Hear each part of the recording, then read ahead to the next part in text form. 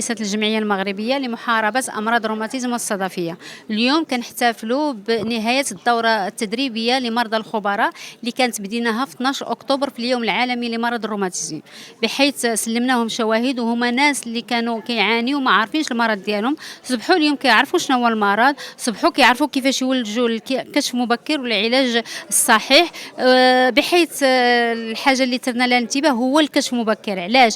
باش ما يكونش عندهم واحد العلاج مكلف جدا على الدولة. كما كتعرفوا بطبيعة الحال هناك التغطية الصحية الشاملة، وهذا والكلفة الصحية ديال هذا الدواء راه ما بين 50,000 و 200,000 درهم. إلا تكتشف بكري راه الحمد لله غادي تكون النتائج جيد.